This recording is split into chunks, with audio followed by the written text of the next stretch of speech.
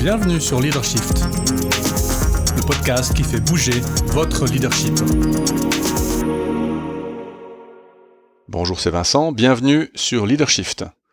Aujourd'hui, nous partons en philosophie, grâce à James Ryan, qui est le recteur de la Harvard Graduate School of Education. Il a parlé de 5 questions essentielles lors d'un discours qu'il a prononcé en 2016. Et c'est une cliente avec qui je travaille sur un projet de culture d'entreprise qui me l'a transmis. Donc merci beaucoup à toi, Niti.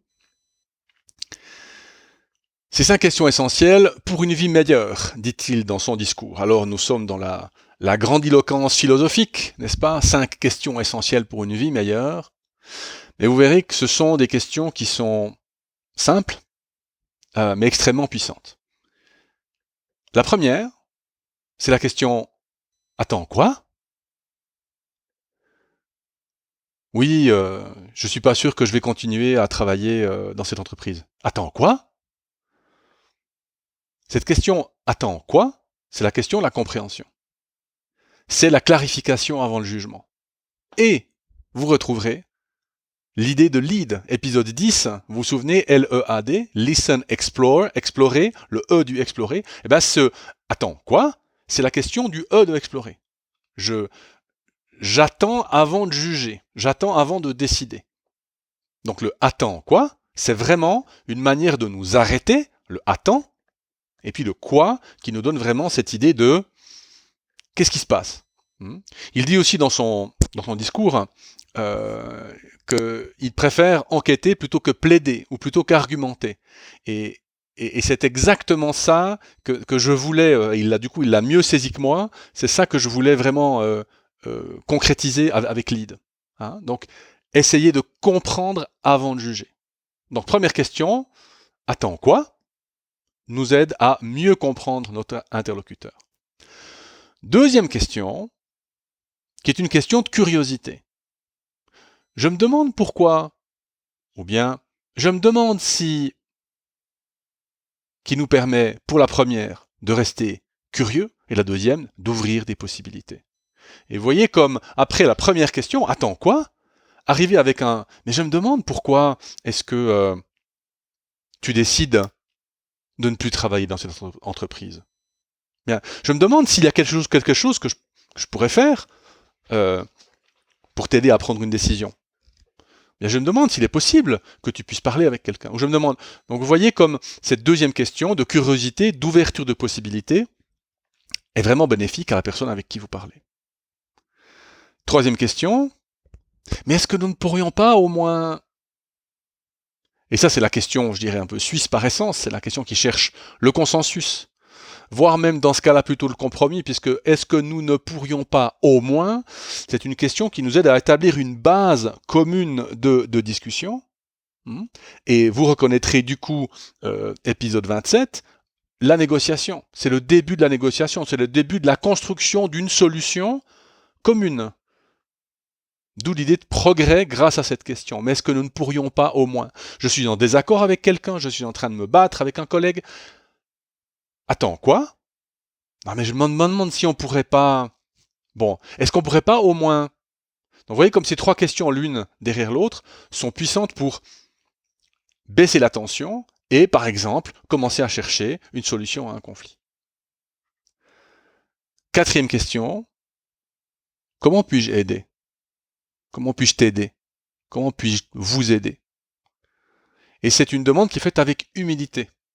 Puisque dans le comment puis-je aider, il y a aussi la reconnaissance de l'expertise de l'autre. Dans le sens que c'est pas que je dis je viens aider, je décide et j'impose mon aide. C'est je demande comment est-ce que je peux aider, avec quels moyens, en reconnaissant du coup les moyens des autres. Et ça c'est une question qui est pertinente pour la relation. Pour la relation. Et enfin, 5e question, qui n'est pas vraiment une question en fait, qui est plutôt une espèce de question philosophique pour soi. C'est ce qui est vraiment important pour moi, c'est 3 petits points. Et ça, c'est la question du sens, du fameux purpose dont on a parlé dans d'autres épisodes. Et quand je m'exprime de cette manière avec d'autres personnes, je donne aux autres une fenêtre sur moi. Je leur indique ce qui est vraiment important pour moi. Je leur donne peut-être un besoin, comme on le voit aussi en communication non violente. Donc dire « Attends quoi ? Je me demande pourquoi. Est-ce que nous ne pourrions pas au moins ? Comment puis-je aider ? Ce qui est vraiment important pour moi. » Et vous voyez comme ces 5 questions mises l'une derrière l'autre peuvent vraiment amener une conversation d'une extrême richesse et d'une grande, entre guillemets, humanité. Et il dit dans son discours, il y a une 6e question finalement, la question bonus, il l'appelle, d'un poème d'un auteur dont j'ai pas retenu le nom. Et la question c'est, ai-je obtenu ce que je voulais de la vie, malgré tout ? Et il met l'accent sur le malgré tout. Parce que ai-je obtenu ce que je voulais de la vie, c'est un peu une question de développement personnel de base, qu'on verra sur Instagram, avec un joli coucher de soleil et une plage. C'est un peu bébête, c'est un peu rose, c'est un peu... Et le poète qui a écrit ça a justement ajouté le malgré tout pour nous rendre compte que notre vie n'est pas facile, notre vie est semée d'obstacles et d'embûches, et que malgré toutes ces embûches et ces obstacles, est-ce que j'ai obtenu ce que je voulais de la vie ? Et si vous posez ces 5 questions, alors, James Ryan vous dit, vous pourrez répondre oui, ai-je obtenu ce que je voulais de la vie ? Malgré tout, oui. Parce que je dis, attends quoi ? Je me demande pourquoi. Est-ce qu'on pourrait pas au moins ? Comment est-ce que je peux aider ? Ce qui est vraiment important pour moi. Compréhension, curiosité, progrès, relation, sens. Tout ce dont nous avons besoin finalement pour une vie meilleure. J'introduis ce mois la question du mois. Donc c'est une question que je prends dans mes formations, mes coachings, et je me dis que c'est une question qui m'a été posée, qui est pertinente, et qui du coup peut vous intéresser. Alors la question du mois, ce mois-ci, c'est comment obtenir du feedback sur soi ? Parce que le manager qui me partageait cette difficulté disait, mais si je demande du feedback, souvent les gens ne savent pas quoi dire, ils sont empruntés, ils sont embêtés, ils me regardent avec des yeux étonnés. Non mais qu'est-ce que tu veux bien que je te dise ? Et en réfléchissant avec lui, on a trouvé qu'une bonne manière de demander du feedback, c'était de le faire dans une situation concrète.